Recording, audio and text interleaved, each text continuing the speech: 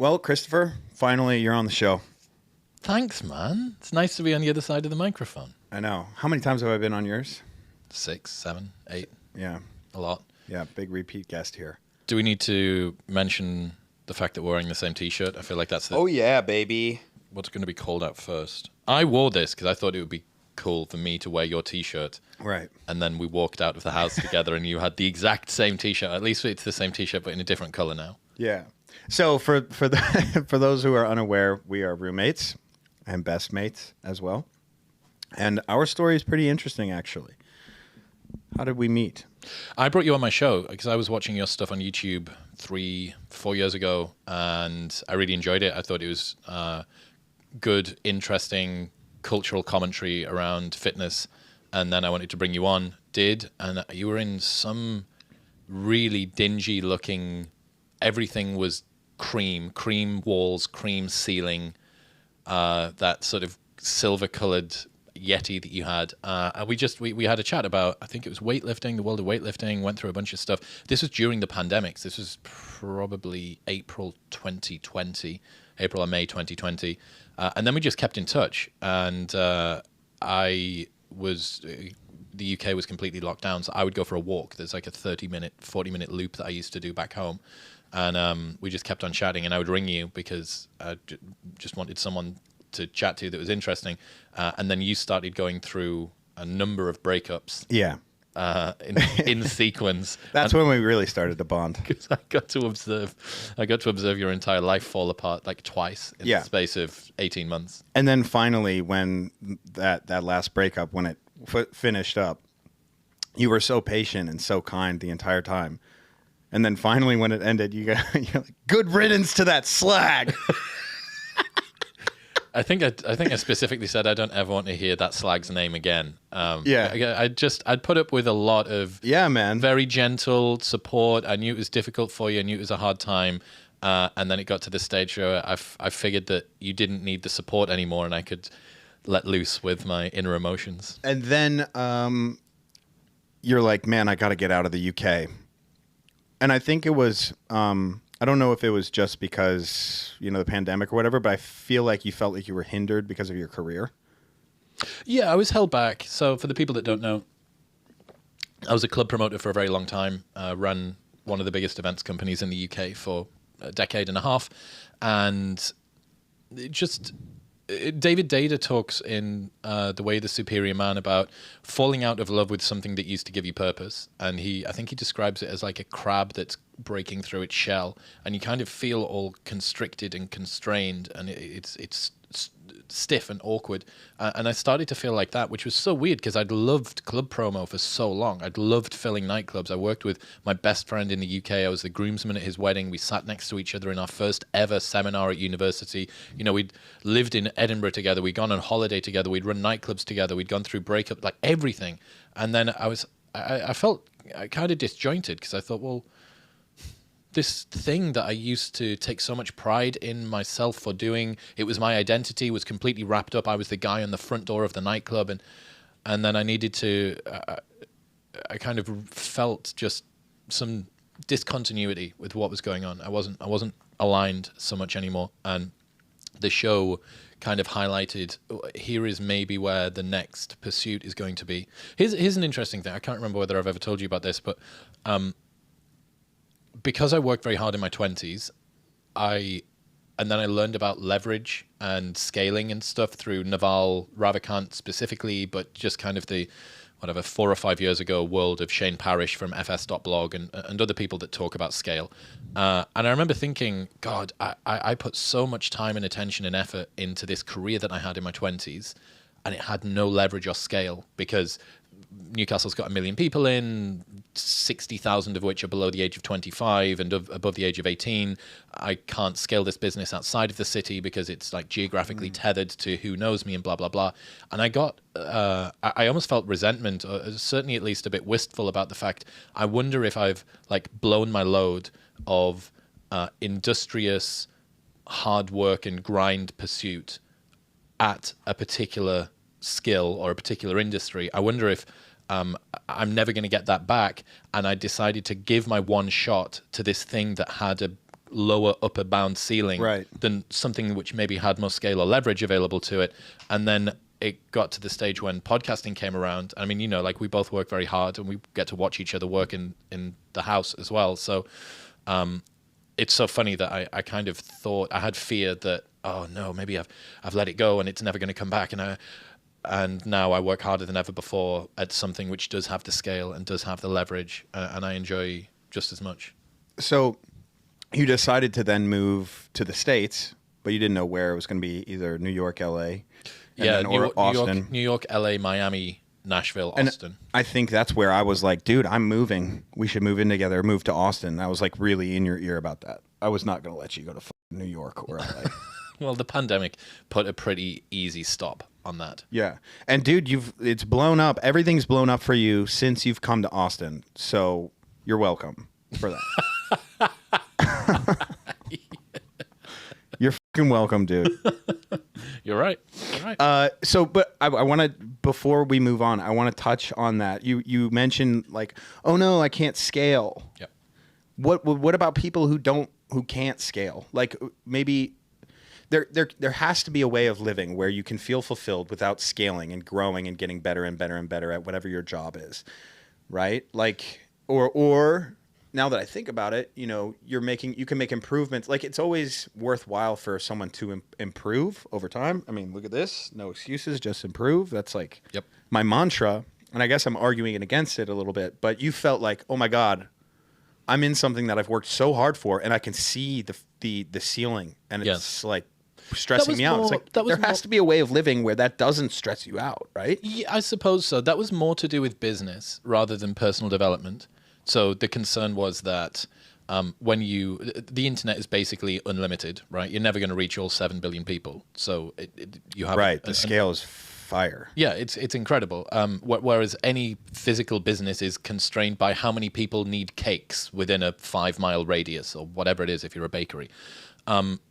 When it comes to personal development, it is an endless game. It's an infinite game. And that's what's so brilliant about relying on something like curiosity or a desire for personal growth to be a driver for you. Because at 75 years old, you can learn about a concept that you've never heard of before, and it'll give you just as much pleasure and enjoyment as something that you learned when you were 18, because it's new. And that's what's fantastic about learning about yourself and the world around you, which is my mantra for the show. Like, understand yourself and the world around you. That was the reason that I wanted to start doing it. When it comes to business, it's a brutal realization that you look at a mom and pop store or, a plumber or something like that, and there is a lower cap on being a plumber versus releasing an online course of how to be a plumber. Right? The online course of how to be a plumber is a lot less of a well-worn path. It's going to be significantly more difficult for you to understand, especially if you come from a hands-on spit and sawdust background. But there's essentially an unlimited market for you to tap into. And I think that it was just me with a lot of friends like you. You made money on the internet before I made money on the internet through Patreon, through training programs. Max in a space where it is notoriously not a money-making space. Correct. Yes. Weightlifting, it's like, that's it. Like, you want to be a weightlifting coach? Like, you're going to be poor. Yes, and you're also going to be in person. Right. Dylan, making this work on the internet is rare. So for me to be around these sorts of people, and again, this is for anyone that's still in a more traditional bricks and mortar type job, there are opportunities down the line for you that you can't foresee. For instance, for me, networking was something that was just oh my God, man. What? No, I'm agreeing with you. Yeah, no. It's just in my blood, right? From a decade and a half of just hammering away on that craft. I need to get 500 to 1,500 kids into a nightclub every single Thursday, Friday, Saturday for, like I say, 15 years. So it was just a part of me. And that skill, which I thought, oh God, how am I ever going to monetize networking with the Club Promo stuff and geographically tethered and all that? And then it comes to podcasting and you realize, oh, actually, it's the same skill, just with a slight different direction on it. And you can make as much money as you want. You can use it for a whole host of different solutions. It's so cool to have a skill that you can prove to people. Like, it's your virtual resume. And then that's where you can gain that networking I didn't. I wasn't really a fan of that term networking for a long time because it seemed so stale. It seemed like, oh, you have to go to events to network to do this. But for me in the past, I'd say 8 months when I decided to do YouTube, like really, really do it, like, 3-4 videos per week. That's where I actually started to network, but I didn't really realize I was doing that. Mark Bell was probably one of the first.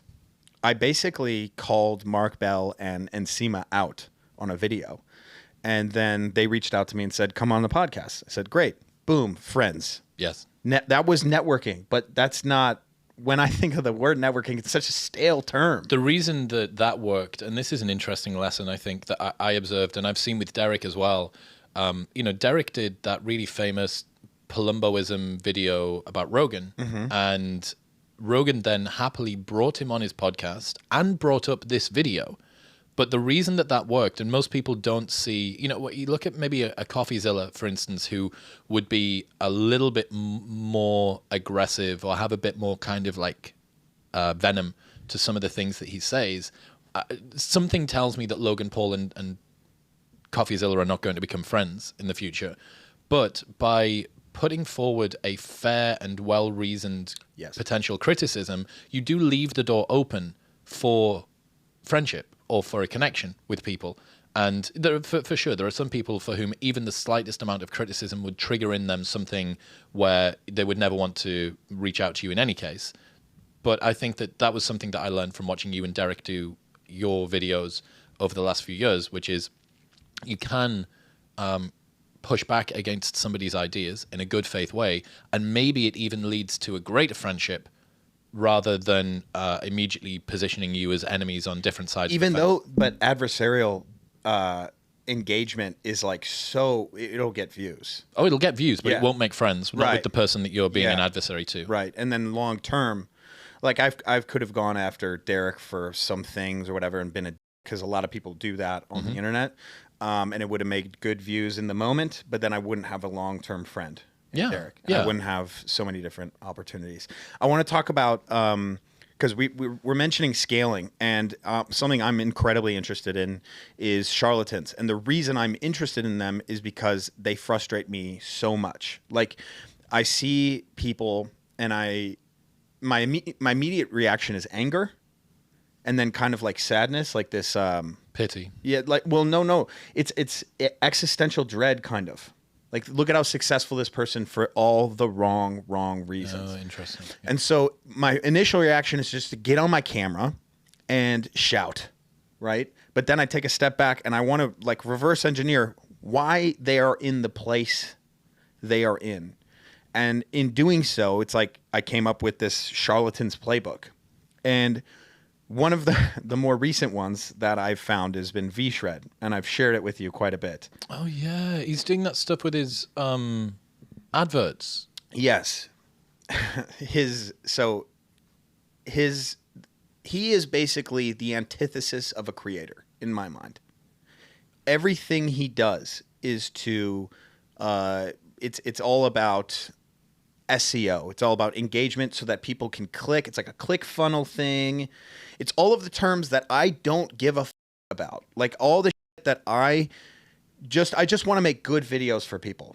And this guy is like, how can I get people to click to get to my website so they can take this, what is the thing he does? It's the body type quiz. Because the body types for him determine what your path is going to be. That's, okay, if we look at charlatans, that's his sacred knowledge. Gated information. Yeah. Yes. Yep. And then the in-group, out-group, which he says on every one of his things is CrossFit's not going to do it, keto's not going to do it, cardio's not going to do it. There's your out-group. Yep. Here's the in-group. Come to me. Yep. And then all you need to do is sell. And so that's basically the charlatan thing, but it's this blatant disregard for creativity and creation on this platform that really pisses me off the most. And I just the latest thing that I saw, man, he put a maroon curtain behind him. He had the SM7B that Rogan has. He even has the same boom stand and the same headphones and he's looking at the same angle that they showed the guests for Rogan, and he's not on Rogan. Mind you, he's not even on a podcast. And yet when you see this clip, to the layman, they're like, wow, he's on Rogan. Let's see what's going on here. No comments available. He turns comments off of every one of these pieces of whatever, of content. And so, like, you see things like this, and this guy has to be raking it in. And it's just completely frustrating. And it's like, I don't even know, I don't even know where to go with that. Like, if I'm to be sad about it, you know? I guess, yeah. I mean, I think that this may be the first in a series of videos that has you going down the VShred rabbit hole, you know, like the Liver King rabbit hole. But a lot of people have had a bunch of problems with him for a long time. I'm not super familiar with everything that he does, but I know that he seems to have made some pretty outrageous claims, that he does the in-group, out-group tribal stuff.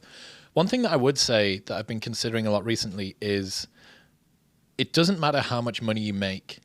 If you lose your status en route to making the money, you're going to be miserable. Because a lot of guys can have tons and tons of money and no respect from any of the people that they respect, and all of the money in the world doesn't mean anything. But can I challenge that? Mm-hmm. Because we see that all the time. We see people love people for having money. Like at the Liver King. Who that you respect in the fitness industry? I know, not that I respect. But who that anybody respects in the fitness industry respects VShred? Nobody. Right, that's my point. Right. If the people that you respect don't respect you, like, it's fine. Here's your army of whatever grandmas that don't understand the difference between a fat and a carb macro. Fine, that can be your audience. But ultimately, you want to be respected by people that you respect, by other people that you admire within your industry. If you sacrifice en route to getting success, if you end up making yourself and your position so toxic and so uncool and so narcissistic and unlovable that every single person that you respect thinks, oh, you're the epitome of cringe, you're not going to feel happy no matter how much money you have. And you see this, there's a bunch of different creators in the UK that have had incredibly successful book launches or created online programs or done whatever. And even though all of that's happened, they now can't sell out a live show. They can't sell a book anymore because they've rinsed their audience for all that they've got. And en route to doing that, all of the people that they cared about don't care about them. Perfect example, Liver King.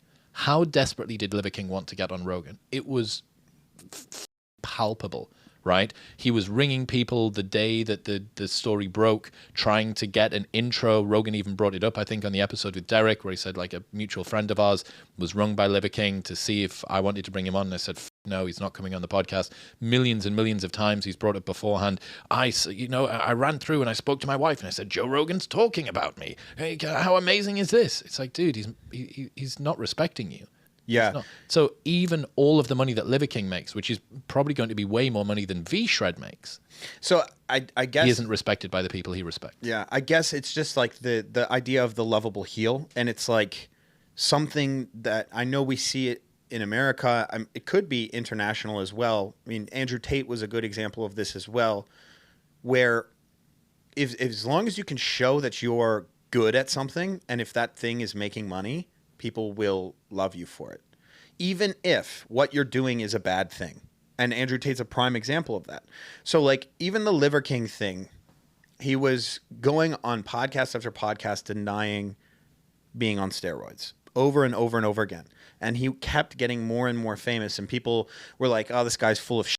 But yet, and I always bring this up, him being on the UFC broadcast, that's like a big deal, because they're like, oh, look, here's Halle Berry. Here's Kevin Costner. Yeah, like, and then, oh, look, there's the Liver King. And it's on, I'm talking the main feed for the UFC. And he's like waving to the camera. It's like right there is a prime example of a guy who is a charlatan, is doing everything wrong in our conversation, who has none of the respect or anything. And yet here he is garnering the respect. And so it still exists, though. Like, that's the ultimate qualm that I have. If VShred was to go and say, hey, look at all the cars, look at all the money, look at all the clients that have been successful, you know, he could literally show a pay stub and people be like, yeah, like hate him, hate the, you know, hate the player, don't hate the game or whatever the, you know, saying to now excuse his charlatanism. I don't think that he's particularly relatable. Again, I'm not as familiar with his Right. content. I mean, but you know, there true. are parts of Liver King that's relatable. You know, to give him his due, he's training hard. He's obviously doing work regularly. He's talking about things that all of us consider. He's talking about diet. He's talking about training. He's talking about thinking about things in a deep way, even if he doesn't necessarily think about them in a deep way. And the lovable heel, I think Tate is an interesting example of that. Even with him, there's a degree of personability that he has. It feels like I'm talking to at least a little bit of a real human, whereas VShred feels like I'm talking to an advertisement boarding. Yeah. I mean, yeah, I feel like Liver King would be kind of like you're talking to a WWE character. Yeah, I mean, you really don't know the cadence to even all of the things. Even when he did his apology, and he was like talking about the like pointing, he was like ascending to the sky and all of this stuff. Yeah, have you seen that video from ages ago where he's in the car, I think, wishing somebody a happy birthday, and it's the same accent, but just like a normal guy. He just sounds like a totally normal human. It's so bizarre to see. Him, like, it's less character. Oh, there's no character. Yeah, it's just him being totally normal. I would have loved that. Yeah, it's floating around on the internet. But I'll tell you this much. If he does go natty, which he said he was going to on Schultz, you know, fool me once, shame on me, fool me twice, shame on you type of thing. If he actually does go natty, he will garner my respect, I think. Well, it would be dangerous, right? Derek said that. Yeah. If he decides to drop off everything. The goal of this wasn't to get him to stop taking drugs. The goal of this was to get him to come clean about taking drugs. Right. And I think, but... So Pete Rubish is a great example of this. Do you know who Pete Rubish is? So he was a legend. You know when powerlifting was like the thing? Mark Bell was a big part of this crew. The Elite FTS guys, the West Side guys. It was a really kind of cool time of the internet where a lot of our information was from powerlifters who started to geek out on training and getting really, really strong. And the numbers kept going higher and higher and higher. It's kind of tapered off a little bit. But Pete Rubish was one of these guys that there's a really great video. It's him building. It's his deadlift over time in his mom's basement. And there's a point where he starts taking drugs. And these numbers start going crazy. And he is nuts on camera, like, ah, and he's, you know, pulling 800 regularly and pulling it conventionally. He's a fucking monster. And Pete and I now have become really good friends because he has gone completely natural. From a guy that abused the out of drugs for a long time to have gone completely natural. And everyone's like, man, just take TRT. You'll be fine. He posted on Instagram. It was really cool. I just said, Pete, you're amazing, like on it, because he posted his testosterone level, and then he posted his meet that he competed in, and his testosterone was like 287, and he's 31, 32. It's really, really low. You know, borderline hypogonadal, pretty much. It's obviously something. Not good. Yeah, not good. But he's like, dude, I want to be clean for 3 years so I can compete in tested powerlifting. That's what I want to do, and I want to go for it. I don't care what anyone says. And I'm like, Pete, that is amazing. Pretty cool. So it's possible, and I think it is possible. Maybe it's dangerous, maybe it's stupid, but it's one of those things. Like, you know, it's a similar thing to like David Goggins, where, hey man, it's what you're doing. Like, you of all people have experience with David Goggins and the dangers that he put his body through, and the video that you did with him where it was like he's talking about the shit that happened to his knee and his leg. Yeah. And the doctor being like, I didn't know that this was humanly possible. Yeah, you have no cartilage. It's just bone on bone. Yeah, it's the places that people go to in order to achieve the extreme things that we all look at are very extreme. And that's one of the lessons that I learned last year, which is most of the people that you admire are just normal humans that sacrificed almost everything in their life to become good at one thing. Right. That's really where most success comes from. And given the choice of whether you would pay the price that you need in order to be able to be that good, you probably wouldn't pay it. Eddie Hall, Tiger Woods, Elon Musk, like Lewis Hamilton, whoever, pick your top performer in whichever field it is that you care about. The reason that they're so good is they've sacrificed pretty much everything else in their life.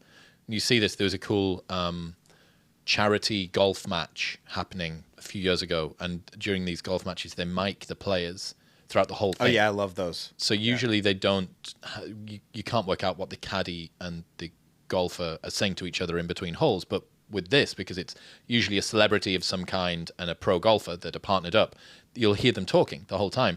And I think that Tiger Woods with some celebrity was one of them, and Rory McIlroy with some other celebrity, and they were both playing as two pairs against each other, I think. And Rory McIlroy and this dude are walking down talking about, I think it was an in-depth debate about whether Pizza Hut or Domino's are better. Like really, really in-depth, talking about the crust, talking about the seasoning, talking about the delivery time, everything. And then it cut to Tiger Woods and his partner, and it was the swing, the wind, the humidity, the golf choice that he's going to have. Like, we need to make sure that we open the face because you've got to be careful here. We've got this water hazard on the right-hand side. What was interesting about that exchange was how rare it is to see a Rory McIlroy, right? To see somebody that is able to compete at close to the absolute top and still be able to switch off. That was what really stood out to me. And the same thing goes for, you know, the Gogginses of the world. There are lessons that you absolutely need to take from somebody like David Goggins, but that doesn't mean that you need to model your entire life on them, because the price that they have to pay to be that trailblazing forger, the person that goes and plants the flag at the top of the mountain that nobody has ever been to before, is essentially unbearable. And that's something that people don't see, because you get to see, oh, look at the glory, look at the sales, look at this, that, and the Tell other. me the Tiger Woods story. Sorry to interrupt. About him as a Yes, kid? because this was one of my favorite posts that you had. You've mentioned it quite a few times, but I think specifically on Instagram you clipped it out. Yeah. It's So the Tiger Woods thing. yeah, so this is from Ryan Holiday's The Obstacle is the Way. And yeah, really, really fantastic. And in it, he talks about Tiger Woods' upbringing. And, you know, there's a video of Tiger at age 2 or 3. I think it might even be like 2.5 or 3 years old. I didn't even know the kids could. I don't know when kids start walking. I don't know much about kids. And he's there on some late night show, David Letterman or something, hitting a golf ball like really well. And you think, this is kind of intense. And his dad was tyrannical, fanatical about getting Tiger to be an effective, good golfer. And it got to the stage as he started to grow up that he would push Tiger. He would racially abuse him while he was on the golf course. He would say, these white people are never going to let you in here. He would call him the N-word in front of his friends. And the reason is that he wanted to forge this human that needed to succeed, that could get through absolutely anything. And he pushed him so hard that he had a safe word like you do during rough sex. And it was called the E word. And he said, if it's ever getting too much, just say the E word, and I'll stop. And he never once said it throughout his entire childhood. And the E word was enough. He never, ever once said it. And the problem that you have when you look at that, you go, oh my God, you know, this is something that in retrospect looks pretty close to child abuse, but manages to forge one of the greatest golfers of all time, perhaps one of the most iconic golfers of all time for sure. But what's the price that Tiger had to pay for that? You know, the most public marriage failure of any professional athlete in probably a decade, being chased down the driveway with his wife waving a golf club. He's fallen asleep at the wheel and broken both of his legs. He's on antipsychotics. He can't hold a relationship together. Like, I love the guy and I respect him as an athlete very, very much. I think what he's done for the game of golf is phenomenal, but I don't want to be him. And I don't think that many people would want to be him. The price that you have to pay to be Tiger Woods is insurmountable. Yeah, the thing is, you say people wouldn't want to be him, but they romanticize it, and in that way, that romantic version of him they want to be. And over and over and over again, you're going to see the same thing. And I did a podcast with Matt Fraser recently, and then I did one with Craig Ritchie, and it was actually funny to see to hear Craig Ritchie speak about Matt, and then go and interview Matt. And Craig was like, we went go-karting. And this was after Matt had retired, I believe. We went go-karting, and they were going for the fastest lap, and Craig got a faster lap than him. And Matt was like, no, we're going to do another one. We're gonna do another one. He's like pulling out his wallet, wanting to pay so that they could do another round. And Craig's like, no, we gotta go, dude. We gotta leave. And like Matt was like, no, we have to do it. Like he needed to win. Yep. It's the same thing with Michael Jordan playing the game in The Last Dance, where he's playing this quarter game. Did you see this? Against the guy with the weird hairdo. Security guard. Yeah. I love, dude. That whole the Michael Jordan lore. But here's the thing: is like we will always romanticize the winners, and I say the toxic winner because toxic's a weird term. It's like it's an extreme wokey term. It's an extreme winning mentality. Yes, and it's just so fascinating to me. I could talk about this forever because I don't know. Have you heard? So did you read it's the same reason why we are attracted to Andrew Tate, even though he's a horrible human. Like it's like people are just like, yeah, but look at him win. Yeah. Well, it's a bunch of threads I've got open in my mind now. So the first one, anybody that hasn't read Chasing Excellence by Ben Bergeron, regardless of what you think of Ben, this is peak CrossFit 2017 CrossFit Games when Katrin and Matt both won and Ben was coaching them both. And it'll take you 2.5 hours, 3 hours to read, and it is fantastic. And it goes through some of the psychology, some of the mindset stuff that both of those athletes had. And he tells this story about when Matt was an engineering student at university. University of Vermont, baby. And he was in the library, and he would force himself to be able to memorize, and recite an entire textbook to himself. He had to be able to say every single word on every single page, or every single page of his notes or something like that. And if he got one word wrong, he had to go right back to the start and go again. He wouldn't let himself leave the library until he'd got that done. And you think, okay, that is an incredibly singular individual to make yourself do that. To not just go, oh, okay, I missed that one word, but like, let's go back. When it comes to the Andrew Tate and the winning thing, a great example of this is Billy McFarland from Fire Festival. Mm-hmm. So Fire Festival, this huge catastrophe, like this amazing story, amazing lore behind this. Really great, yeah. One of the best documentaries that I've seen, and I actually brought one of the producers on the show to talk about it a few years ago. And one of the things that I learned from watching that documentary was, had Billy McFarland managed to pull off an even slightly passable festival, he would have been hailed as one of the most savant marketing geniuses of his age. Even if it was just not a nightmare, he would have been hailed as this complete visionary. The reason for that is that we are prepared to let an awful lot of misdemeanors slide in service of success. This is how much we pray at the altar of success in the modern world. That Billy McFarland wasn't wrong for the way that he sold the event to most people. He was wrong because he sold an event that didn't happen. Hang on a second. So what you're telling me is that the problem you have with the event was that the event didn't work. Not with the unethical marketing practices, not with him selling and raising money and capital from people that he wasn't actually telling them exactly what the event was going to be and all the rest of it. Your problem was that logistically, operationally, he wasn't sufficiently robust.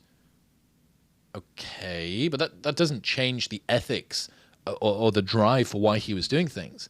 And what that showed me, do you understand what I'm getting at here, where I'm pulling apart? Yep. That if you are able to succeed, the world will forgive an awful lot of your transgressions. I remember as well, Tyron Woodley, when he was still in the UFC, he had this super, super boring title defense. I can't remember who it was against. He just laid on this guy, or they laid on each other for 5 rounds. And it was, I'm pretty sure Dana White said, I don't know what the just happened in that fight, but that needs to never, ever happen again. That's one of the worst fights I've ever seen in my entire life.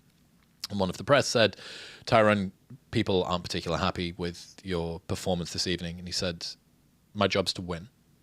My job is to come out here and my job is to win and defend my title. That's what I did tonight. I got the job done. You think, okay, that's actually all of this together, all of these different, the Tate with someone who has to many people, a very objectionable philosophy, but continues to win. The Billy McFarland, who would have been hailed as a marketing supreme had he have not managed to mess up the water delivery and had to get someone to suck somebody off to get some Evian. And then the Tyron Woodley, boring fight, but his focus was on winning. if you continue to succeed, people will let a lot of other things slide.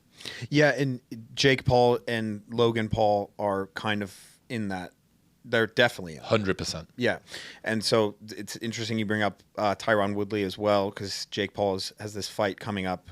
He obviously fought Tyron Woodley, but those two kids, gentlemen now, are the perfect representation of exactly what you just said. Logan Paul pulled off one of the most notorious rug pulls in front of everyone's eyes. Not only did he pull it off, he was completely exposed for it. I'm wondering if the SEC is going to go after him, or if they're currently going after him. Within weeks, his drink company becomes the drink sponsorship of the UFC. Within weeks. And everyone goes, oh, Logan Paul's winning again. We don't care. The Paul brothers are an unstoppable force. That it is. I tweeted it a little while ago. But if they win. They just have these wins. They're an an unstoppable force because they continue to win. I know. But this is the thing, because success creates a reality distortion field around the person that's successful, right?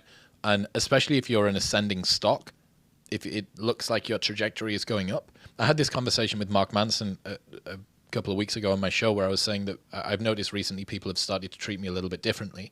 Like, not people that I've already known, but new people that I meet, and I can't work out whether they've got my best interests at heart or whether they just want to be around someone that they think is kind of like a penny stock. You said this to Mark? Yes. Oh, okay. Yeah, and because he was the same. He had this rapid ascendancy, right? He sold the book, The Subtle Art of Not Giving a Fuck, and it did like just an ridiculous. Just a monster. And it sold more copies than he'd intended to sell in his entire life in the first 3 months, and he was on all national TV, and then he got depressed afterward. And then he had all of these opportunities and these people coming up to him, and it's because people want to be associated with something that they see as success in the future. Jake Paul, Logan Paul, unstoppable force. The reason that they are is because I think, to give them their due, both of those guys accumulated the skills that they needed that are sufficiently flexible to be able to use in most of these situations now. Fantastic communicators, like legendary level communicators. Do you remember that when Logan Paul did the Challenger Games and he went on MSNBC Business, and they were having a conversation because his tax returns had just been submitted, and they said, Logan, you're one of the richest YouTubers in the world, you submitted like $20 million or something like that in revenue last year. And throughout the entire interview with this pretty attractive female interviewer on MSNBC, Logan Paul just will not stop talking about how he's the fastest man on the planet. Like, he won't stop talking about it. She keeps on saying, like, so the tax return, are you concerned about, costs and blah, blah, blah? And he says, I actually think I might be faster than Usain Bolt. I genuinely think I might be the fastest man. I have got a little bit of pink eye. If you have a look here, you'll notice I have got a little bit of pink eye. One of my housemates, he was messing around with my pillowcase last night. And Logan Paul broke the internet because they said he's had this huge opportunity to speak to a primetime MSNBC interview. And he trolled them the whole time? No, but they said, like, look at this idiot. Look at this guy who doesn't understand the platform that he's on. He's not able to be professional. He's not able to blah, blah, blah, blah, blah. And then I think a few days later, Logan posted some sort of insight or analytic from the back end of maybe the Challenger Games website, or maybe his YouTube channel, or maybe his Twitter impressions or something like that, saying, like, who's the idiot now? And it was just this insane virality that he'd created. And he created it because he's able to play with that. He understands all of the different like the composition of the conversation very, very well. Same thing goes with Jake Paul. Like, if I was facing Jake Paul, I would be more concerned about the press conference than about the fight, because he is very, very, very competent, very well prepared. He's got his lines that he knows that he's going to bring up against you. He's going to... when Logan Paul faced off against Floyd Mayweather, he said, you're 51-1 because of your wife. Like, or 51-0 because of your wife. Like, I'm going to make it 51-1 on July 4th or something. Like, they're just smart kids, and they developed this over a very, very long time. They built up this daily vlogs. People forget this, man. They grinded their balls off on YouTube for a very, very long time. Yeah, if you weren't into that whole Team 10 super, you remember that squeak noise that they used to put over every swear word? It might not be your type of content, and it does feel a little bit dated now in this era of YouTube. But they grinded and they built up a platform, they accumulated the skills that they needed, and they now have unstoppable success in completely different arenas. Logan Paul crushing WrestleMania, a drinks company, podcasting, which is long form, which is more subtle and nuanced. Jake Paul going into an arena which is, it doesn't matter how much time you spent on YouTube, that's not going to help you face off against Tyron Woodley or Anderson Silva or Tommy Fury. For all that you can hate on them, and it's super popular to hate on them, and I've got my criticisms of them as well, you have to give them their due in some of these arenas. So we have this side of YouTube where you see the success that is coming from virality and I could say shamelessness in a way, inability to push past that shame, which is something that I don't think I could dive into, and I know it's something that you couldn't dive into, is kind of having that idea of like, what people say, I'm just going to move on and make more content and go on. I feel like you want to do things the right way, like going forward. I want to turn it around towards you and what you're trying to build and what you're trying to be remembered by. Because as of now, you have your integrity intact fully. And to try and risk that for some even further metric of success, I don't think it's worth your while. Am I right in saying that? Certainly, yeah. But you don't know what cognitive biases or rash decisions you're going to make in the future. I think Gwynder Bogle, one of my favorite thinkers from the UK, says people will spend weeks analyzing a tweet that was written by somebody famous while they were having a half-hearted thought sat on the toilet. The point being that the disproportionate impact that someone who's well-known's words can have and how much they're analyzed versus how much thought was put into them can happen a lot. My point being that you can make decisions that are kind of just flippant in the moment, but have really outsized results longer term. I'm not intending on compromising my value or my integrity with the work that I do. When it comes to, I guess, the goals longer term for me, I just really, really enjoy doing the show. I really enjoy the people that I speak to. I always was resentful of the fact I didn't do philosophy or psychology at university, and then I realized partway through last year that I basically got to design my own perfect university course with the smartest lecturers on the planet, and I don't have to hand any assignments in, and I get to speak to them on my schedule. I remember at one point, it was probably sometime last year, I was like, do you realize that you're taking the perfect university, course system? Not only do you, so if you think about going to class, if you were to prep before going to class, which I absolutely never did. Prep before going to class. Yeah, but that was what your professor would tell you to do. Yeah. Is like, just take 20 minutes and prep before going to, do the reading right before you go. But that's also homework, right? You get homework, and that's your prep going into class, and reading that's assigned to you. But you take the time to say, okay, I'm about to get a lecture from somebody. Not only is it a lecture, but it's an interactive lecture where they're talking to me directly and I'm asking them in real time. They're not just talking to a bunch of people and then maybe I'll get my question asked. It is directly, they will even adapt the way they speak so that you can understand it better. You personally, Chris Williamson. Now, before all of that, I'm going to research this person and what they've said. And I'm going to take notes on it. And I'm going to get questions ready so that I can understand it better. And then when it's over, when you guys are done, you're going to listen back and take notes on the thing. It's, if anyone knows, if anyone could be given like a, what would it be called? Like when you're like given a degree from somewhere, but you didn't actually go there. Like honorary. An honorary. It would be Chris Williamson. And and we've talked about this a lot. It's like, and I said this to my dad. This is the one discussion. I'm like, dude, because my dad read an evolutionary psychology book, and all of a sudden, it's like all of his talking points about the way humans exist are based because it's when someone sees some content and then that's all they talk about. Yep. I'm like, Dad, Chris, this is all Chris does.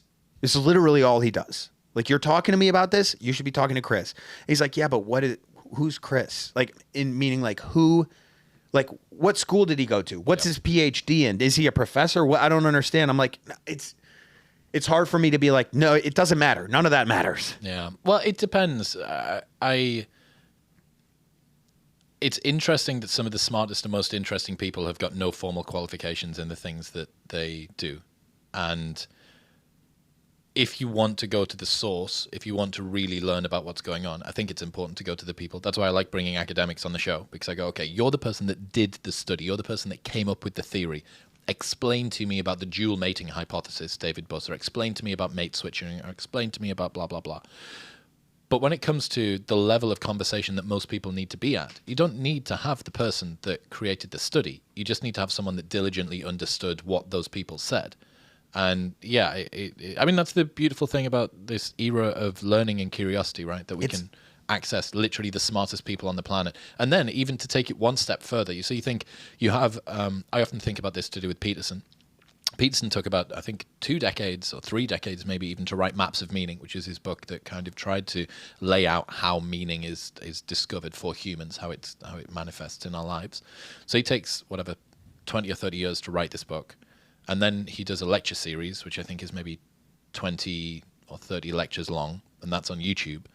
So he's all of this time that it took to think about it, that then condensed down into a book, which is less time than it took to write, that was condensed down into lectures that is less time to listen to than it took to write the book or to read the book.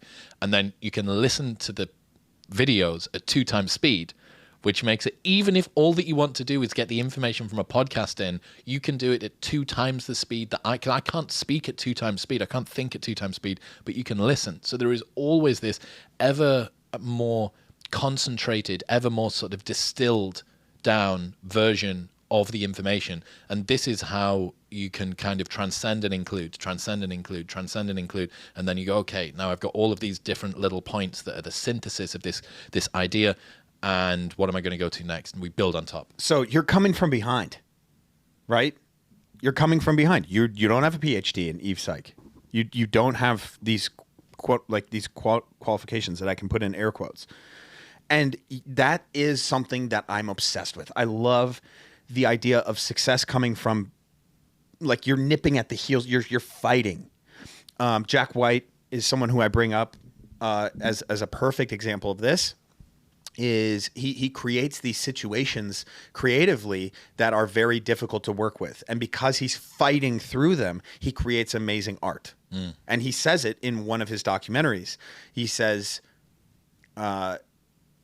nothing in his mind, nothing good has ever come out of convenience.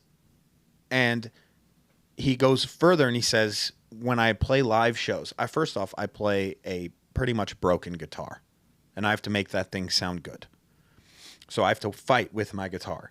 I put my picks over on my amp. I don't put them on my microphone. So if I drop a pick, I got to play without a pick for a while. I got to run over and grab a pick. When I know that there's a portion of the song that I have to get to the keyboard to, I put the keyboard a little bit further away so that it makes it look interesting when I have to run over there and get to it. And if I don't get there on time, it sounds different, but people like it because they know that I'm trying. And they're like, people can tell. He's like, I promise you, people can tell when you're not working. They can tell. And so in your instance, you might not feel it. You might not even acknowledge it, but you are fighting to make yourself legitimate. And there's ways that you can circumvent this idea that you aren't legitimate. One of them would be like, writing a book, but another would be having thousands of podcasts with evolutionary psychologists. And everybody else, right? Yeah. There's this Stephen Leacock quote that he once observed, "I'm a great believer in luck, and I find the harder I work, the more of it I have." And it's one of those things, man. Like, on the wall behind Cameron Haynes, I can't take this off because you've made me wear headphones. I have a Rogan Haynes 24 cap on at the moment, and I got to spend a couple of days in Oregon with Cam a few weeks ago. And you'll see if you look at the lift, run, shoot stuff that he does, or any of his training footage with him and Truett, his son, that's just a savage. You see he did 1,000 push-ups in an hour. Pull-ups. push-ups. Push-ups? 1,000 push-ups in an hour. I think 1,000 pull-ups in an hour would basically be impossible. Oh, but he did the 24-hour pull-up. Correct, yes. But he's got written behind his barbell in the squat rack is must be nice. He's got that written, must be nice. I was like, what the must be nice? I love that. It's because every single person says to me that's a hater on the internet says, must be nice to have this great sponsorship from Hoyt, and must be nice to have this nice car, and must be nice to have that nice house, and must be nice to be able to spend all of your time training and carrying a rock up a hill. Must be nice. There is nothing nice about what Cam does. There is nothing nice about what Goggins does.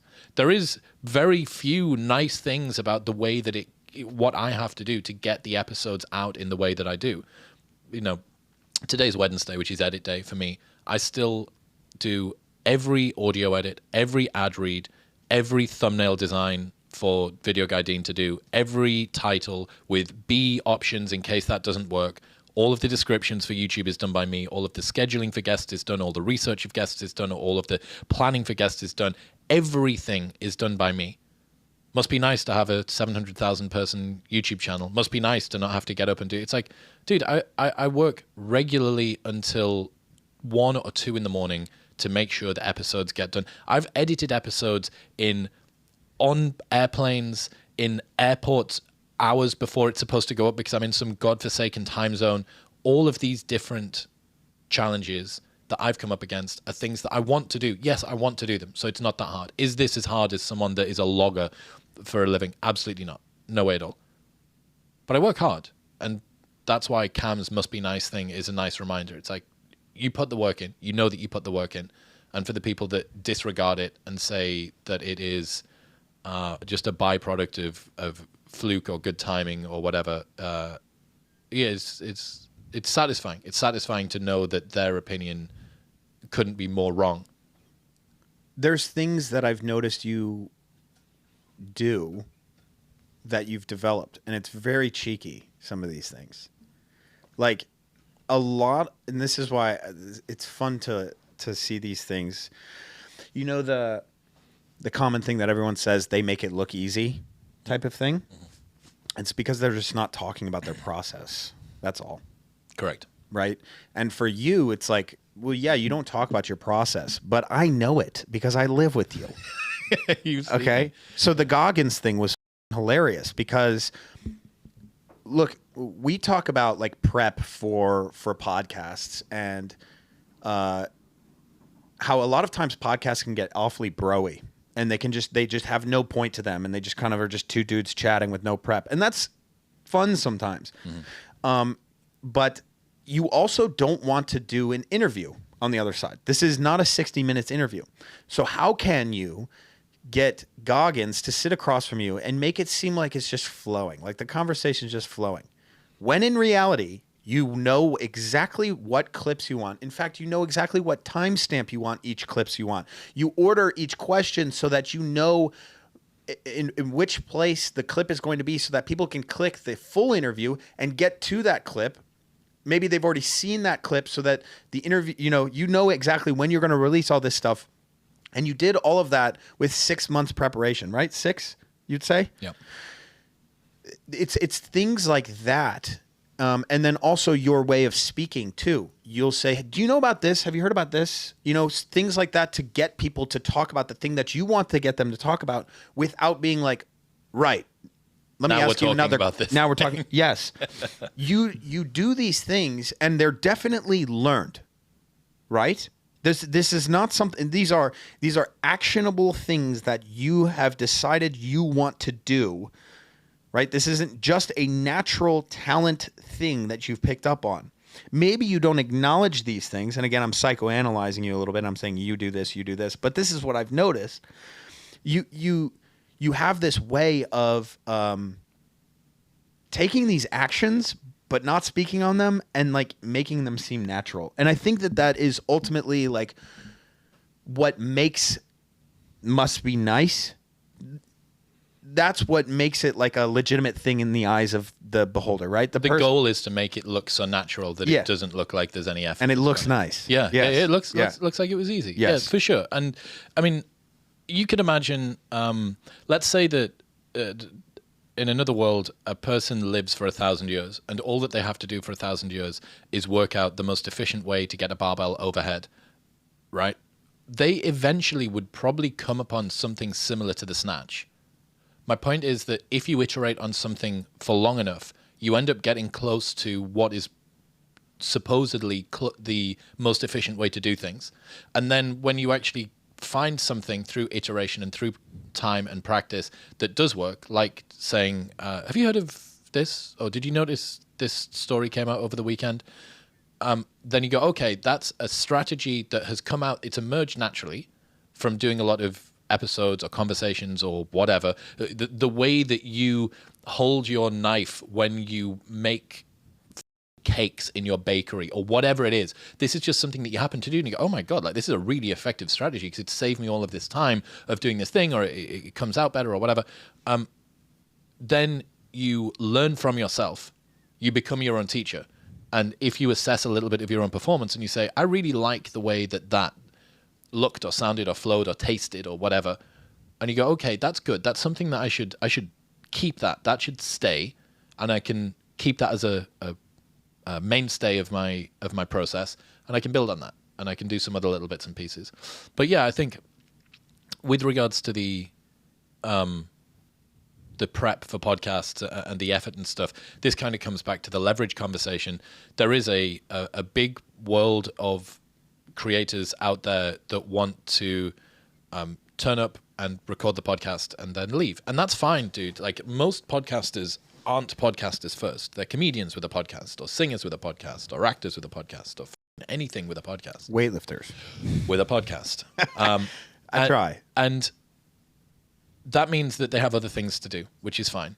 But there are a bunch of people for whom they say that this is the thing that they want to do, and they're letting before their show is even close to sufficiently big, as far as I'm concerned, they're outsourcing the work, the key work, the most important stuff, to other people. There are shows that are way, way, way smaller than mine that use guest booking agencies that circulate guests on a rotation through maybe 10 or 20 different shows. So they don't basically choose who's coming on the show. It's just someone that knows what books are coming out next and who's doing the rounds and whatever, and they'll just book them on. You go, well, like, how does this show have anything close to your fingerprint of interest on it? You're not choosing the people that are coming on your show. You're just letting someone else do it. And when it comes to titling or thumbnails or everything else, like, these are all of the different touch points that people have with your content. And this goes for whatever it is that you want to do. Like, now we have to try and balance this with my desire for essentialism, which is to focus on the vital few, not the trivial many, right? That you do need to relinquish control. We have a great maid called Martha who comes around once every couple of weeks because me and you suck at cleaning and doing the washing up and stuff like that. So I'm happy to outsource things that I don't think are my highest points of contribution. But when it comes to titling, thumbnails, booking the guests, choosing the guests, doing the research, there's entire teams behind podcasters that I know of that do the research for them and then feed them the questions. These are the things that you need to look at. Here's a couple of blog posts. In fact, that's not the blog post. Here's the segment from the blog post that you need to read in order to be able to understand what's going on. Okay, so you haven't even really done your own research on this person. Now, maybe they're able to grow their show more effectively or whatever, but they're not going to learn in the same way. And that's not the way that I want to do it. I don't want to feel like like the 1990s world of boy bands where it was all prefabricated and, right, we're going to have like the one with the beard, and we're going to have the one with the smooth hair, and we're going to have the one that's a bit more feminine, we're going to have the one that's in the like sporty spice and scary spice and posh spice. I don't want that. I don't want to feel like that as a podcaster, and I don't think that people should desire to feel like that for most of their pursuits, because it's not going to be real. You're going to be playing a role. You're not going to be existentially connected to what you do.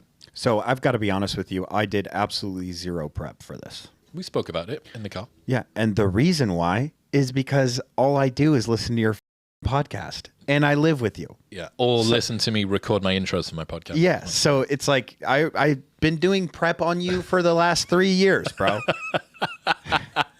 Yeah. Yeah. Yeah. That's fair. So that's fair. And look, the reason why I love your channel is because it reflects, like, whether you like it or not, your story is, and you always tell it to me, it's like in your 20s, you struggled, but you didn't quite know it. and you didn't have the answers to the world. And my channel is predominantly 25 to 34-year-old males. And almost every time you have a guest on, it's like you're looking out for your guys. And by looking out for your guys, you're looking out for your past Chris Williamson. Mm-hmm. And if I want to get anything out of this podcast or anything out of my channel, I want to do the exact same thing, is look out for my guys. Look out for the past me, because my 20s were rough as well. I feel like there's really not many ways to circumvent having a rough 20s as a male. I can only speak for males because I am one, and we're not excluding the fact that women can have rough 20s as well. But there are things that group can do to mitigate the fallout later on in their life. Serious fallout. Because it is a very trying time in their life. And that your body of work directly correlates with that age demographic. Well, so if I could, I really want to hammer on that. Where do you think that males are struggling, or I guess let's paint a picture of how that group has been struggling, whether it be physically, mentally, and how these things have changed? Yeah, good question. So certainly for me, I found my 20s to be quite confusing because I was doing things that society said I should take a lot of pride or value in. Monetary success, status success, women, freedom, like hedonistic lifestyle, being able to go to Ibiza and run nightclubs and stuff like that. But I was finding it lacking. I was finding it not sufficiently fulfilling to me, and I couldn't work out why. Everyone was telling me that this is the thing that I'm supposed to find, that it's supposed to be amazing. It's supposed to make a young man's life. And don't get me wrong, it was fun. My 20s was fun, but there was also bits of it that weren't so fun, and I couldn't work out why. And it made me feel like broken and ungrateful in certain ways. Some of the things that I think, to roll on from that guys are struggling with at the moment would be certainly physically. The declining testosterone rates are not very good. You're having super low testosterone is going to be associated with things like depression and low mood. Not having a particularly active culture in the UK or in the US. You think even you look around the gym and you go, January 1st, it's so busy in the gym. Yeah, but it's not that busy. And there's not that many gyms. And there's a lot of people. Where are they all? Well, they're not training. They're not in the gym doing things that are going to make them fit. And sure enough, you can go and play rugby or ultimate frisbee or go and do whatever. Your physical pursuit doesn't have to be lifting weights. I think physically guys are struggling, and I think that a strong body makes them feel, especially as a young dude, especially if you're a dude that's maybe been a little bit skinnier as you were growing up, it makes you feel powerful. It makes you feel like a man. You're trying to feel like a man at age 20, 21. I know that I did. I went to uni at 18 years old, and I remember the week that I broke 70 kilos in body weight, and I was like, oh my God, this is so good. I'm massive. Like, this is great. I'm only going to need another couple of tubs of protein and I'll be done. And I enjoyed feeling physically more powerful because it made me feel less vulnerable and it made me feel more dominant and more masculine physically. So that's one. I think in terms of roles that guys have got, what does it mean to be a man? Like, where is a firm place for masculinity to stand at the moment? Like protect, preserve, provide, like honor, integrity, courage, telling the truth, doing hard things.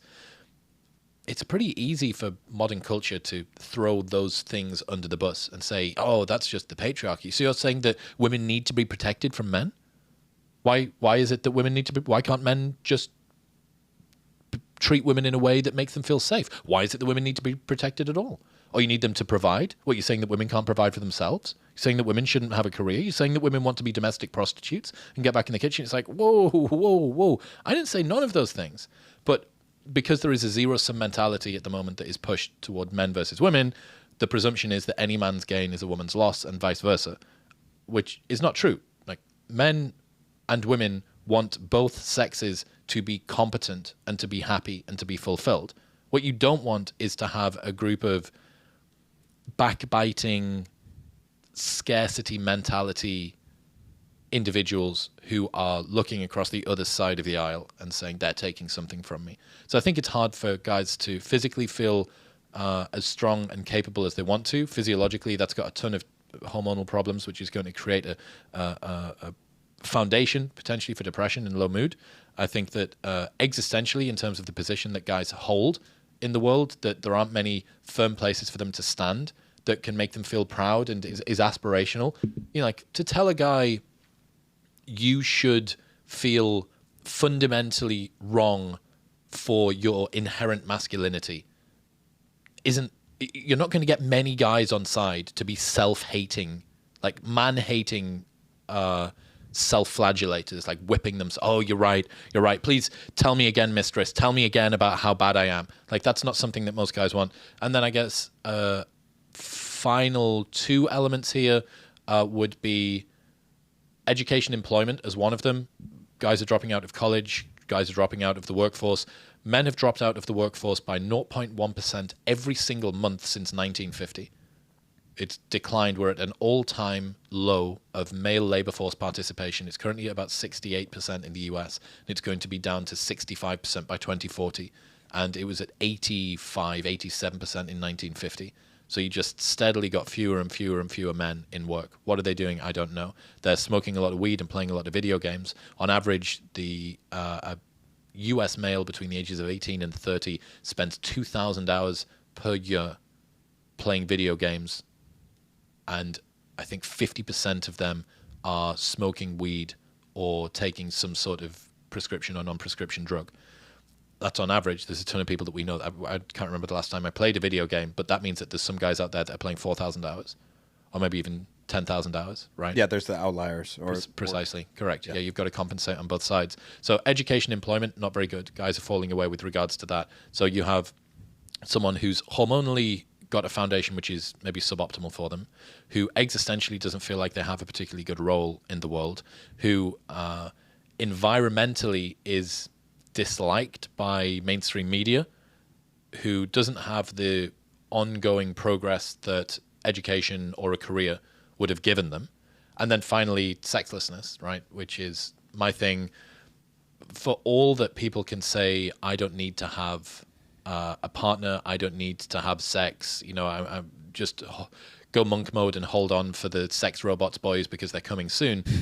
If you look at, I only realized this week, so I was trying to find a justification for why people should care about not having a partner in their life, both men and women, right? I posted a video recently from Tom Bilyeu when I was on Impact Theory talking about the number of sexless men, and a ton of replies from guys said, like, why should I even care about this? Like, this, I don't care. Like, I'm fine. Everything's going to be fine. If you look at Maslow's hierarchy of needs, at the bottom, where there is air, right, and food and shelter, is sex. Sex is at the bottom of Maslow's hierarchy of needs. It's the base. Yes, it's the base of Maslow's hierarchy of needs. It's below a social connection.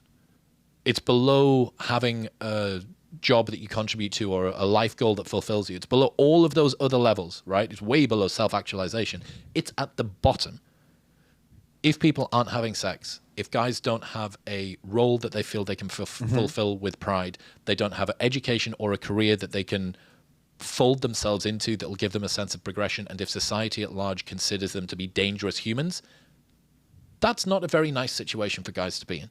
Like, and if you are a woman that either intends on getting into a relationship with a guy or intends on potentially giving birth to one in the future, you should care about this as well. So intuitively, what do you think are the things that can combat this? I think there needs to be a holistic movement towards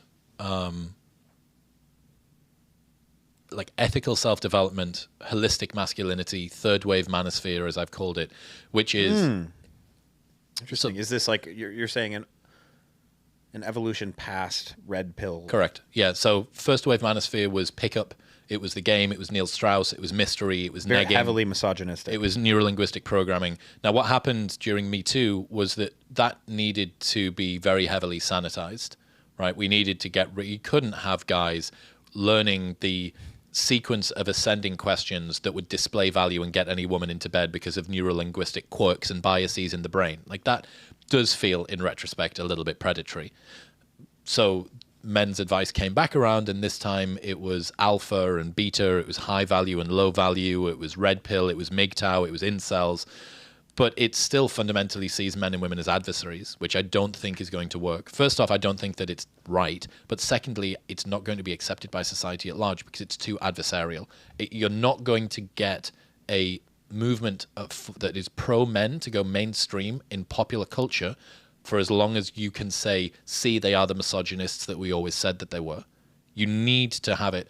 I came up with a little idea the other day that Me Too sought to sanitize men's behavior, and instead it sterilized it. Interesting. It just ripped everything out. So third wave manosphere would be, third wave men's development would be understanding the principles of attraction, understanding what it is that men need, connection, brotherhood, a purpose, the ability to achieve it, progress, growth-mindedness, telling the truth, courage, honesty, physicality, all of those things. And they need to be able to use it in a benevolent way, right? You need to be powerful. You want to be a warrior in a garden, not a gardener in a war. You want to be as dangerous as you can be and choose not to use it, not to be good only because you are weak. And this is the Me Too sought to sanitize men's behavior, but instead sterilized it. Right. That it made weak men, because weak men can't be bad men. You don't want weak men that can't be bad men. You want strong men that choose to be good men. Right? And that, I mean, this is Peterson's shtick for forever. Yeah. But what Jordan did was he got, I think, had he have kept going on that line for another few years, I really think he might have pushed through the critical mass that we needed.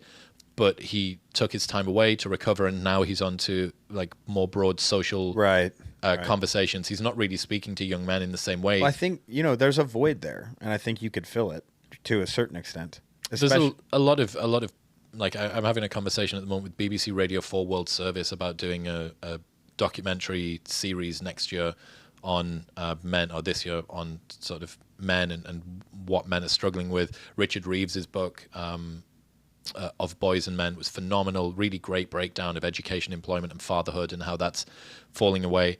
But there needs to be something, man, because the bottom line is, like, this current era of red pill manosphere advice has a ton of kernels of truth in it. There are some really, really great things in it, but there are also a lot that's overblown. And it's simply not going to be, first off, applicable to all men or most men, and it's not going to be accepted by society at large because it treats women as the adversary. It treats them as a competitor. If you say that by sleeping with you, you're winning and the woman is losing, what sort of a foundation is that to talk about relations between the sexes? Like, and that's how it's put across, right? Game. You play the game, you win or you lose, right? So here's another one. I think it's very important that you argue against the red pill movement in trying to produce this third variation of the manosphere. It's very important. It's important that you argue against the men are enemies, misandry. Yep. But it's also very important that you do not allow these heads in the red pill world to take over the voice of that. Well, this is the thing, that if you leave a vacuum for conversation, it will be filled by somebody, right? For all of the people that have got a problem with the fact that Andrew Tate was the person that came out and spoke to young men, why is it that young men are listening to Andrew Tate? Why do you think that they're listening to Andrew Tate? No one else is speaking to them. Yeah. No one else talks to young men. No one else gives them an inspirational, aspirational, well-rounded, well-delivered message that they can look at and go, actually, yeah, I really do feel like being that particular person. So this was, I learned this from Destiny when I asked him, why do you think the right has dominated the conversation with men? He said, it's because the left has done an incredibly good job of making a lot of different minorities feel very, very welcome, and it has completely abandoned men. If you leave the conversation with men if you completely abandon it, you cannot complain about who steps in to fill that void. Okay, please tell me anybody from the left, and there will be many well-meaning people from the left that are listening now. I would love to know who you think is a universally acceptable on your side and on the right side of the fence role model that guys should look up to and should be like, that is actually admirable. Because for all that some girls like him, Timothée Chalamet isn't it. And Harry Styles isn't it. And whatever sanitized, like very soy dude that you want to try and put forward isn't it. I do, people might hate me for this, but I do feel like Destiny is pretty cool in this way that he does criticize the hyper left quite a bit. Destiny's great, man. Yeah. Destiny's great. Both of me, hey, look, do you want me to tell, let's give the internet some secret information. Me and you probably watch Hassan and Destiny as much as any other creator. Yeah, and it's wild because I don't align myself with Hassan almost on anything. Yeah. And there's a lot of stuff I disagree with Destiny on. And yet I watch them more because they're more compelling to me as creators than a lot of the right-wing creators. Yeah. Like personally, that's just how I feel. Yeah, that's just it. They're just more compelling. It's strange. I've spent a long time, especially during 2020, 2021. I must have listened to at least hundreds of hours of Matt Walsh and Ben Shapiro, because and this is one of the great things that you have about daily news shows, especially with someone that you get into, when the news is moving super fast, you need someone that is just looking at the last 24 hours. Because if loads of stuff changes every day, you need someone that's just looking at the last daily day. is nice. Yeah, it's great. So that's why these streamers are crushing, man, because they're just daily. What's happening now? Yeah. Now the problem is, if the news cycle gets slow, they start to scrape the bottom of the barrel. Mm-hmm. Some of the videos that I have seen that stream, it's like, oh, nothing's happened in the news for a week. Like, better talk about there's a video on cheese. Let's do the video on cheese. But Shapiro and Matt Walsh for me were great, and I still do have a soft spot for both of them. But there is there's a little bit more boomer energy that comes from that sometimes. I just watched this Shapiro talk about Rihanna, the halftime show, and there she is grabbing her crotch, and it's like, he's reaching for that boomerism, and that's kind of exactly what you're talking about. And Hassan just sits back and goes, "This dude is reaching." Yeah. I'm like, yeah, you're right. He is reaching.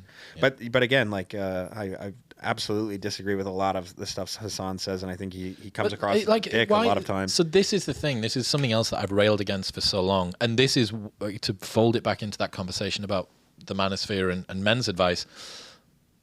It shouldn't be the case that me and you can't both enjoy What Is a Woman by Matt Walsh and also watch 2 or 3 Hassan and Destiny vlogs per week. Oh, I'll do it no matter what. I don't care what anyone says. I'm going to do it. But you understand that talking about that is it's very difficult to find a place to stand on the internet because of the inherent tribal bias. There needs to be a safe space for people like us.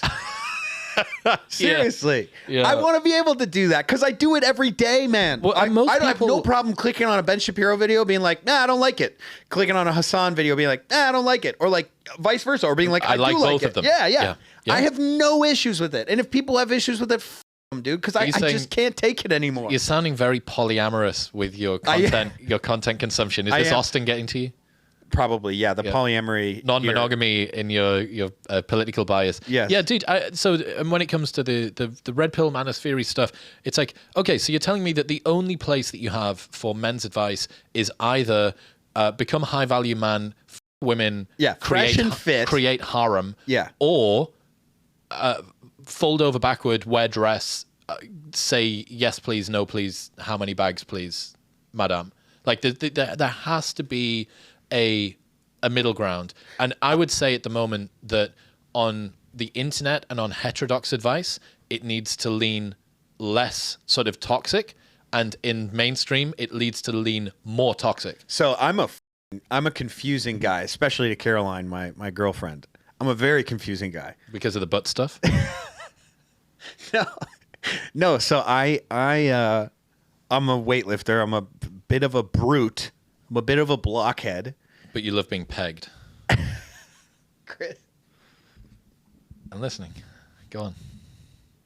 So I'm a bit of a brute, but I will cry when I see an emotional TikTok video in front of her, and then I'll play a very soft song that I wrote about her, and I will love certain aspects of like feminism, and I will talk shit about Joe Rogan, but also be like, hey, Joe Rogan's right about this, sweetheart. And I'll be like, I'm just confusing her, it's the only thing I can do is be like, I have to, in my heart, like I have to just agree or disagree with something regardless of whatever bias it is. And I think if you are able to show that to another woman as a man, they're going to be like, wait, wow, I didn't know that this was possible. So it depends on how comfortable that person is with themselves. So if I know one of your views and from it I can accurately predict everything else that you believe, you're probably not a serious thinker, but you are very reliable, right? If I know that you are pro-gun and I can accurately predict that you're also pro-life and anti-immigration and pro-small government and pro-low taxes and all the way down, or vice versa, what it means to me is that I don't really need to be too worried or concerned about what you're going to think about in the future. It's like, I already know Zack's position on abortion. Mm-hmm. I already know Zack's position on immigration. I already know Zack's position on whether he likes Joe Rogan or likes what the left has just said. Mm-hmm. The problem comes when someone's opinion falls on both sides of that line regularly. If you are someone who is difficult to predict, that means that you are probably telling the truth. The reason being that the price that you pay to have a non-partisan, non-typical opinion about a lot of different topics is very high. It'd be much easier to just be a partisan left-wing or partisan right-wing or partisan manosphere or partisan soy boy, like philosophy. It'd be way easier to do that because it would be much more, it would align you with an existing audience and echo chamber much more quickly. This is the reason that Sam Harris pisses off so many people, because he was anti-woke but anti-Trump. He was pro-vax but anti-lockdown. Like, square that circle for me. Yeah, right. How are you going to square that circle? However, the thing that you end up with, I can presume that Sam Harris genuinely believed the things that he believed. That doesn't mean that they're right, but at least he believed them. And the reason that I believe that he believed them is that the price that he had to pay in order to say those things out loud was so high that no well-meaning person would choose that difficult path if they didn't believe it. Why wouldn't you just say that you were pro-Trump if you were anti-woke? Right, if you didn't believe the path of least resistance. Precisely correct. And the problem that you have is if you're in a relationship with somebody and the person that you're speaking to starts to deviate from your prefabricated mental model of what they should be, like Zack equals weightlifter equals manly man equals beef equals never cry, but then you see them crying, you go, either, wow, this is a multifaceted person who is prepared to forego my expectations of them in order to tell me their truth, or, oh my God, this triggers in me something which makes me feel uncomfortable because I don't know if this person's opinion is going to change in the future, which makes them less reliable to one regard or another. It requires introspection, which is a tough thing. So that's like a dangerous thing. Like you present someone, oh my God, I actually don't know what men are. I thought that I knew that they were all pieces of shit. I thought that, Zack was a manly man, but now he wants to get pegged. He does want to get pegged. All right, we're going to wrap it up. But I guess this is more of the tough part because I feel like I would feel remiss if I didn't say this. Dude, this journey that you and I have been on has been so awesome. And I remember looking at you one time and being like, dude, it's this time, like right now, that we're going to look back on and be like, wow, this is great. These are the golden years, man. These are the golden years. Really they are. And I want to say that, you looked out for me in ways that maybe you don't know you did. And you believed in me when not many people did. And I think it was not because you thought just that I was talented or that I had a good future, but you just genuinely cared. And so I will always appreciate you for that, man. Seriously, it means the fucking world to me, and I love you for that. I love you, man. All right, let's wrap this shit up, man. Oh, let's go and peg me. Come on. All right, everyone. Well, hold on. Okay.